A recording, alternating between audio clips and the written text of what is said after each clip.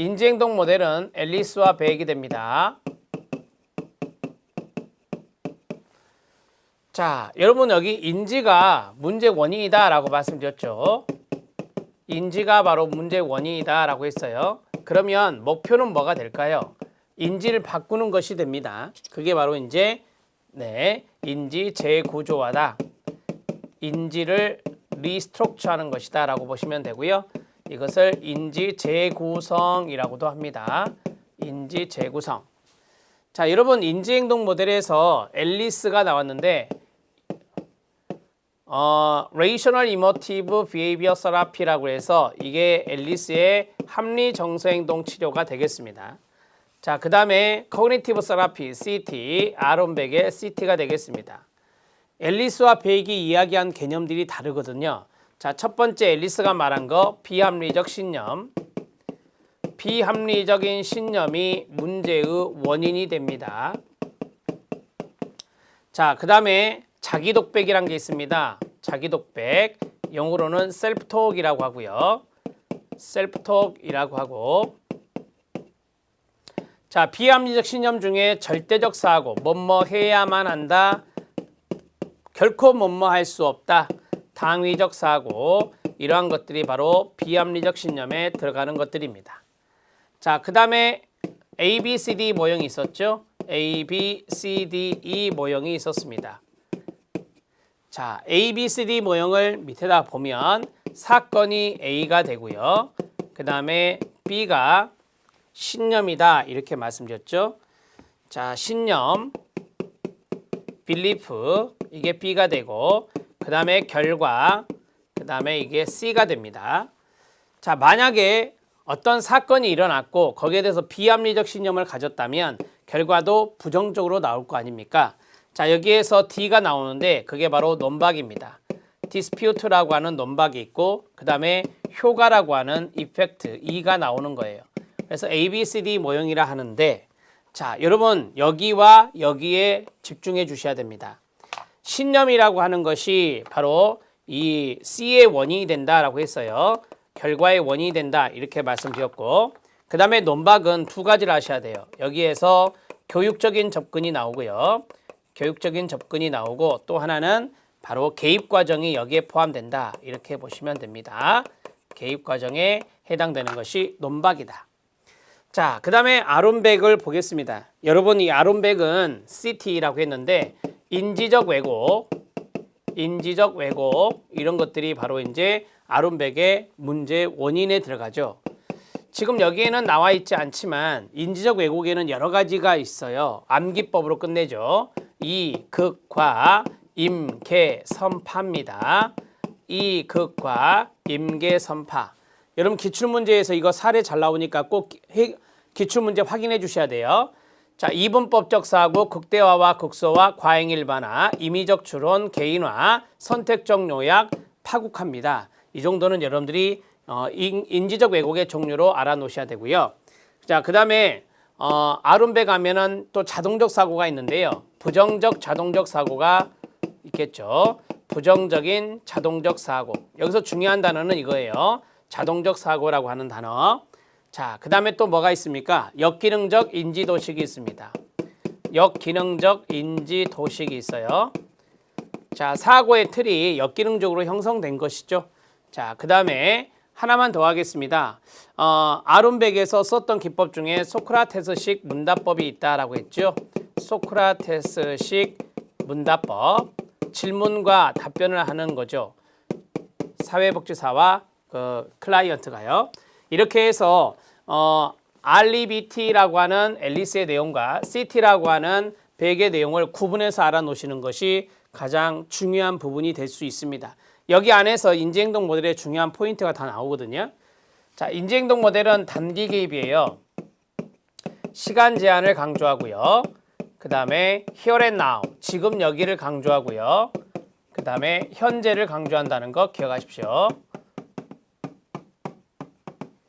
자, 이 네 가지의 특징이 항상 붙어 다닌다는 것도 기억하실 대목입니다. 자, 그 다음에 인지행동 모델에서는 클라이언트의 주관적 독특성, 클라이언트의 주관적 독특성을 강조하는 것이 바로 인지행동 모델이다. 이렇게 보시면 돼요. 또한 클라이언트의 역기능적인 인지를 수정하기 위해서 다양한 기법을 씁니다. 다양한 기법을 활용한다. 이 다양한 기법의 다양한이란 단어는 여러 가지인데요. 첫 번째는 인지적 기법을 쓰고요. 두 번째는 정서적 기법을 쓰고요. 세 번째는 행동적 기법을 씁니다. 자, 이런 것들이 바로 이제 인지행동 모델과 연관성이 있는 내용이다. 이렇게 정리하시면 됩니다. 자, 여기에서 여러분들이 이제 심화 이론에서 공부를 하셔도 되고 또는 기출문제에서 확인해야 될 것이 이겁니다.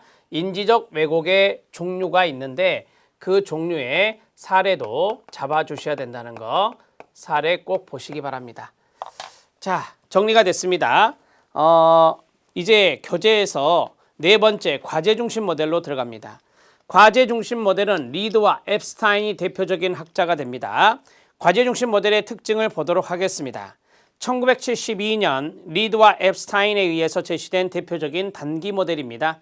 단기의 동그라미요. 경험적 연구에서 지지되고 검증된 방법들을 선호합니다. 2번 별표.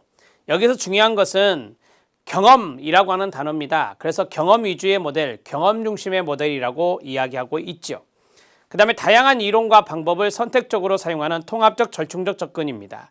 중요한 게 뭔지 아십니까? 다양한 방법입니다. 다양한 방법에 동그라미 치시면 돼요. 다양한 방법을 선택적으로 쓴다라고 했죠. 그래서 절충이라는 단어를 썼어요. 절충에 동그라미 치면 됩니다. 클라이언트가 명확하게 인식하는 특정 문제, 즉 합의된 표적 문제에 가로쳐 주세요. 합의된 표적 문제가 개입의 초점이 됩니다. 표적 문제는 대개 3가지 정도로 설정해서 개입을 진행하는데요. 최대 3가지라고 생각하시면 됩니다. 그 다음에 시간 제한적이다. 시간 제한하면은 단기가 나온다 그랬죠. 시간 제한 동그라미, 단기 동그라미. 사회복지사와 클라이언트의 관계는 보호가 아닌 협조적인 노력이 필요합니다.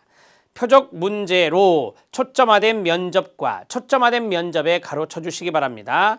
현재를 강조합니다. Here and now도 있죠. 현재 here and now의 밑줄. 신속한 초기 사정이 이루어져야 되고요. 치료의 융통성도 강조합니다. 여러분, 과제라고 하는 것을 처음에 설정을 했을 때 그 과제가 변화에 별로 효과적이지 않다. 그러면 그 과제를 수정할 수 있겠죠? 네, 치료 과제 수정이라고 쓰면 돼요. 치료 과제를 수정할 수 있는 게 치료의 융통성이라고 말할 수 있습니다. 과제 중심 모델에 문제의 초점화가 있습니다. 문제의 초점화, 밑줄 쫙 그어주시고요. 이 문제가 바로 합의된 표적 문제라고 말씀을 드렸습니다. 문제에 대한 탐색과 사전 검토는 사례 전체에서 계속되는데 실제로 중기 단계에서의 주된 주제는 문제에 대한 집중이 됩니다. 자, 중기 단계에 동그라미 쳐요. 우리가 이제 초기, 중기, 종결 이렇게 나눴을 때 중기 단계가 보통 개입 단계가 되는데 이 중기 단계인 개입 단계에 바로 문제에 대한 집중이 이루어진다. 표적 문제에 대한 초점화된 집중은 긍정적 결과를 가져오며 문제 초점화에서 사회복지사는 현재의 이슈와 동의했던 표적 문제 간에 명백한 연관성을 갖도록 노력을 해야 될 것입니다. 거기 박스 별표 쳐주세요. 문제의 초점화가 어떤 말이냐에 대해서 설명해 드리고 있는데 중기 단계라고 하는 것을 잘 기억해 주시면 됩니다.